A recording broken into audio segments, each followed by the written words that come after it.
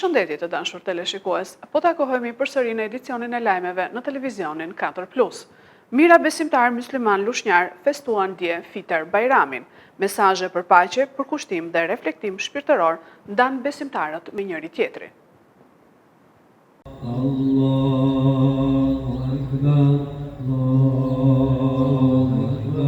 Mëngjesin e së dielës, mira besimtar musliman lushnjar u mblodhen për faljen e namazit të Fitër Bajramit në sheshin para bashkisë, duke përfunduar muajin e Ramazanit, muajin e agjërimit, përkushtimit dhe reflektimit shpirtëror. Falja e namazit filloi në orën 7:30 dhe drejtohej nga imami Alban Kuka. Allahu Akbar. Allahu Akbar. Allahu Akbar.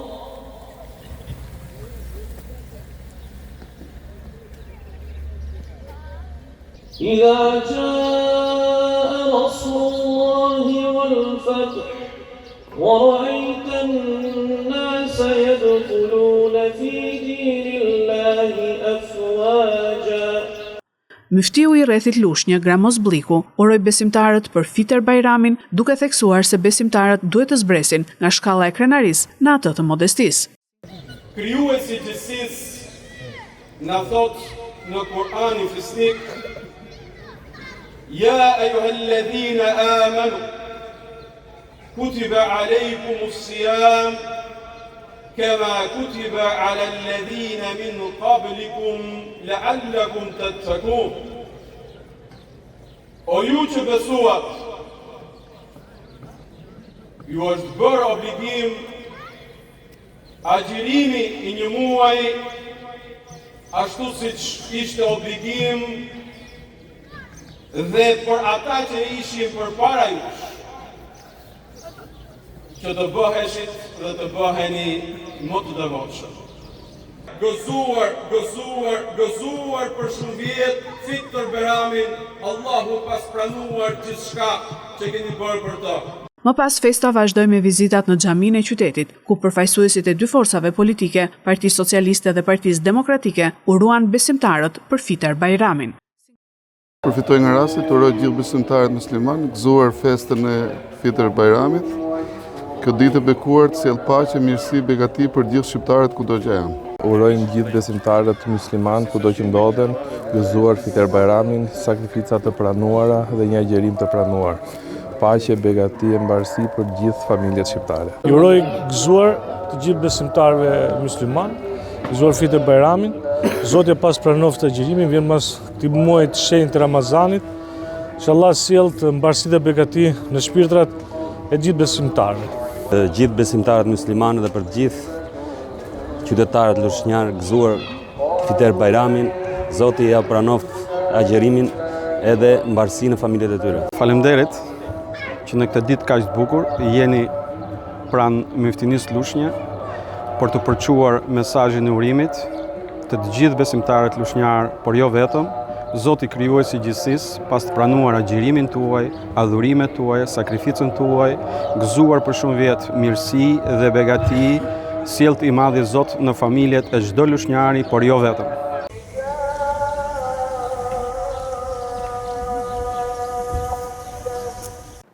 Fitër Bajrami u festua dje edhe nga besimtarët në Fier. Besimtarët e shumt shkëmbyen me njëri tjetrin mesazhin e paqes dhe begatisë në çdo familje.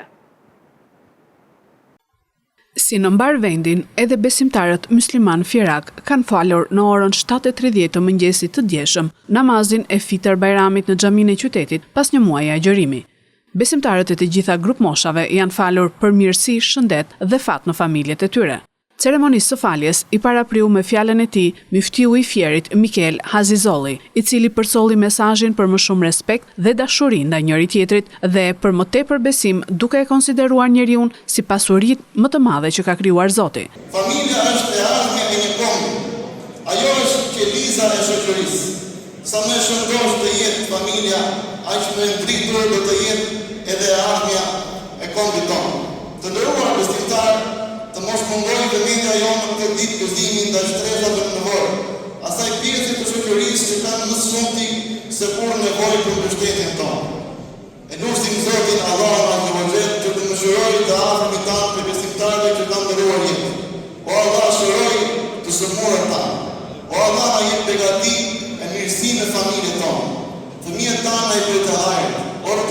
forcosi zemrave, forcoj zemrat tona në fenë tënde. Mbushi zemrat me besim, udhëzona ne, familjet tona, shoqërinë tonë. O Allah, ti je dhuruesi i dashurisë, furnizoj zemrat tona me dashuri e mëshirë. Ceremonia u mbyll me lutje të përbashkët ku besimtarët e shumt kanë shkëmbyer me njëri tjetrin mesazhin e paqes dhe begatisë në çdo familje. Bismillahirrahmanirrahim. Me emrin e Allahut gjithëmëshirshmit, mëshirëplotit. Të nderuar besimtar të rrethit tjerë, nga zemra ju uroj gëzuar për shumë vjet Fitër Bajramin. Zoti i gjithësisë na pranof sakrificën që bëmë në këtë muaj të bekuar. Zoti na fal mëkatet tona, Zoti na dhënë mirësi, dhe Zoti na bëft që të jemi më afër njerëzve në nevojë, Zoti na bëft të jemi më afërt në farefisin tonë dhe mos harrojmë familjen, mos harrojmë prindin tan.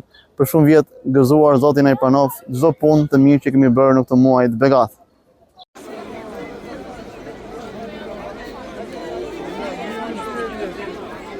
Mbrëmjen e djeshme në subjektin tregtar thertore në pronësi të shtetasit AK në Golem kanë vjedhur automjetin tip furgon dhe kasafortën. Policia ka gjetur automjetin dhe kasafortën e vjedhur nga autorët të pahapur dhe ka shoqëruar 2 shtetas.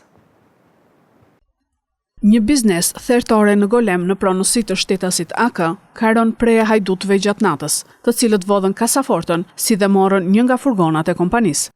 Gjatë largimit me nxitim, makina që kryen vjedhjen ka dalë nga rruga dhe ka rënë në kanalin kullues. Burime nga policia njoftuan se gjatë largimit nga vendi i ngjarjes për t'u shmangur policisë, autorët janë larguar në një rrugë dytësore dhe si pasojë në fshatin Golem, automjeti ka dalë nga rruga dhe u gjet nga shërbimet e policisë. Policia në vendngjarje kreu ekspertizën dhe dokumentoi provat. Gjithashtu në zonë po merren edhe pamjet filmike nga kamerat e sigurisë së bizneseve për të gjetur dhe për të zbardhur dinamikën e ngjarjes, si dhe identifikimin e kapjen e autorëve. Gjatë këshyrjes së automjetit tip furgon është gjetur edhe kasaforta e vjedhur nga autorët e pahapur, ndërsa mbi ngjarjen janë shoqëruar 2 persona. Kryetari i Partisë Demokratike Sali Berisha ndau detaje të reja nga programi i Partisë Demokratike sot me gazetarët. Kryetari i Partisë Demokratike Sali Berisha prezantoi sot para gazetarëve detaje të reja në lidhje me programin e Partisë Demokratike në nxitje të prodhimit vendas. Ai tha se pas ardhjes në pushtet pas zgjedhjeve të 11 majit, do të shfuqizohet taksa 3% e strehimit social mbi çmimin e shitjes. Gjithashtu taksa e ndikimit në infrastrukturë do ulet nga 18% e çmimit të shitjes në 2% të preventivit. Berisha u shpreh se TVSH-ja do të ulet në 15%. Programi synon të nxjisë prodhimin në Shqipëri të ndez motorët e një prodhimit që po shuhen, po bien nga viti në vit. Po bien nga viti në vit në mënyrë të pandalshme.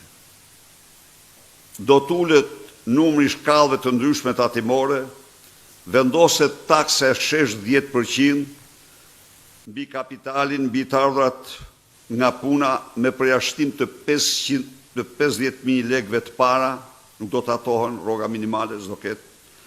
Taksa e 60% mbi të ardhurat jo nga paga, 0 taksim për profesionet e lira dhe bizneset e vogël, tavani vjetor për tatim fitimin 0 për bizneset e vogël, 18 milion lek apo 500 euro xhiro në ditë, kufiri përjashtimit nga TVSH-ja 18 milion lek xhiro vjetore apo 500 euro në ditë, TVSH-ja do ulet, ikën tabuja 20%, ulet në 15%. Taksa e ndikimit në infrastrukturë do të ulet nga 8% e çmimit të shitjes në 2% të preventivit.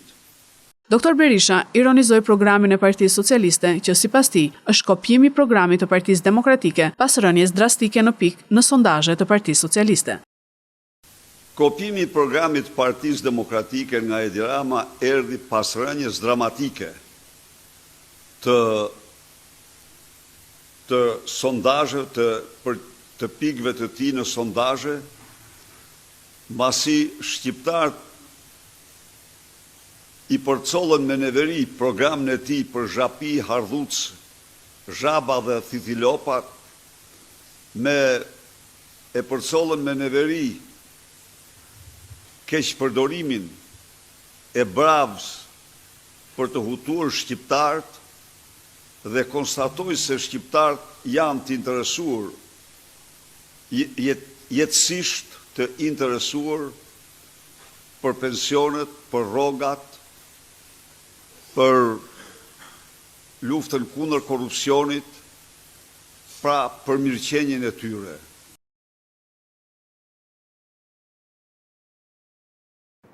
Marine Le Pen, kandidate e fortë për presidencialet në Francë, mbetet përfundimisht jashtë garës për Elizen. Gjykata vendosi t'i mohohet edhe mundësia për të kandiduar për poste publike për 5 vjet. Marine Le Pen u shpall fajtore për shpërdorim të fondeve evropiane me qëllim financimin e partisë së saj të ekstremit të djathtë tubimi kombëtar. Prokurorët kërkuan që kandidates së fortë për presidencën franceze, përveç gjobës prej 300.000 euro apo mundësisë së burgimit, mohimin për 5 vjet për të kandiduar për poste publike, dhe Marine Le Pen mbetet përfundimisht jashtë garës për Elizen. 3 gjyqtarët që shqyrtuan çështjen vendosën t'i japin të drejtë organit të akuzës. BBC thot se Le Pen u largua nga salla përpara se të lexojë vendimi, i cili fundosi përfundimisht shpresat e saj për presidencën franceze. Në muajin nëntor, Le Pen pati deklaruar se prokuroria po kërkon dënimin e saj me vdekje politike. Le Pen u akuzua së bashku me më shumë se 20 figura të tjera të larta partijake për punësimin e asistentëve që punonin për partinë e saj dhe jo për Parlamentin Evropian, nga i cili paguheshin. Pavarësisht se konsideroi një nga favoritët për të fituar zgjedhjet presidenciale të 2027-s, Marine Le Pen mbetet përfundimisht jashtë garës për Elizen. Këto ishin lajmet tona për sot. Lajmet i gjeni dhe në internet në website-in 4plusmedia.tv. Bashk, mirupafshim.